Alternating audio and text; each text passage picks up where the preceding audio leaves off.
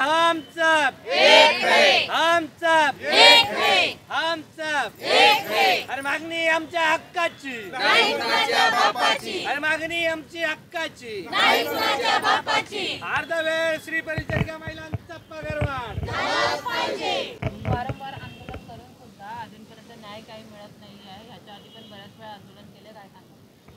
ह्या वेळेस म्हणजे आम्हाला त्यांनी मागच्या वेळेस सांगितलं होतं की आम्ही तुमचं काम करून देतो, 8 दिवसाचा कालावधी दिला होता, पण त्यांनी आम्हाला आश्वासन दिलं। यावेळेस आम्हाला आश्वासन नको आहे, आम्हाला आमचं काम त्यांनी करून द्यावं, आम्हाला GR पाहिजे, त्याशिवाय आता आम्ही हे आंदोलन मागे घेणार नाही आहे। कारण की दरवेळेस त्यांनी आश्वासनं द्यायचे आणि आम्ही ते घ्यायचं आणि घरी जायचं, आता तसं होणार नाही आहे। ज्याप्रमाणे प्रत्येक वेळ आंदोलन करून सुद्धा न्याय मिळत नाही आणि आता मॅडम जसं म्हणाला की फक्त आश्वासन दिलं, पुढची भूमिका काय असणार? आता आमची पुढची भूमिका अशी असणार आहे की महाराष्ट्र राज्याचे जे आरोग्यमंत्री जे आहेत यांनी आम्हाला तोंडी आश्वासन दिलेलं होतं की आम्ही तुमचा पगारवाढ करू। अद्यापही ते त्यांच्या शब्दाला जागलेले नाही आहेत।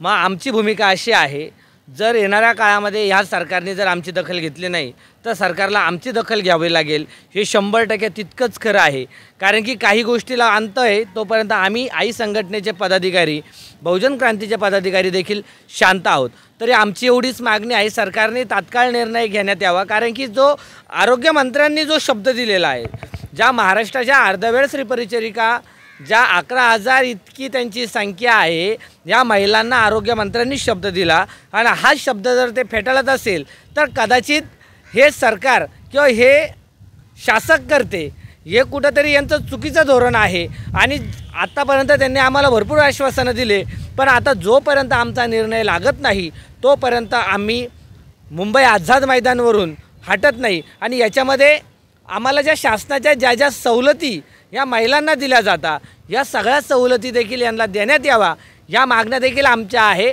आम्ही कायद्याच्या बाहेरचं नाही मागत आहे, आम्हाला कायद्याच्या आतमध्येच ज्या तरतुदी आहे या तरतुदीच्या अनुषंगानेच आम्हाला आमच्या मागण्या आम्ही संविधानिक पद्धतीनं या शासनाकडे, या प्रशासनाकडं मागत आहे। आज आमच्या आंदोलनाचा 2 दिवस आणि 2 दिवस होऊनही आम्हाला मुंबई आझाद मैदानच्या या अधिकाऱ्यांकडून साधा आरोग्यमंत्री असेल, मुख्यमंत्री असेल, यांच्या सचिवांची देखील भेट होत नाही।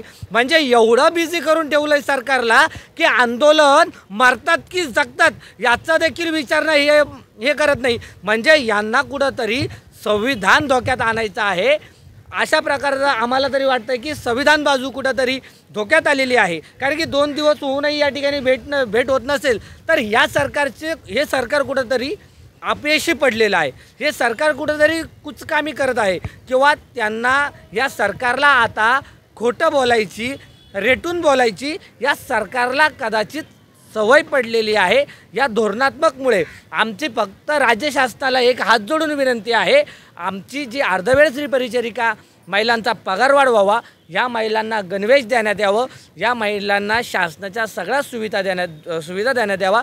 यांच्यामध्ये ज्या महिला रिटायर झालेल्या आहेत यांना पेन्शन देखील देण्यात याव्या। ही मागणी आम्ही आई संघटनेच्या वतीने प्रामुख्याने मुंबई महाराष्ट्र राज्याचे मुख्यमंत्री, महाराष्ट्र राज्याचे आरोग्यमंत्री यांच्याकडे आम्ही मागणी केलेली आहे। आणि पुढील जर आमचा निर्णय जर मार्गी लागला नाही तर आम्ही चक्काजाम आंदोलन या ठिकाणी करू।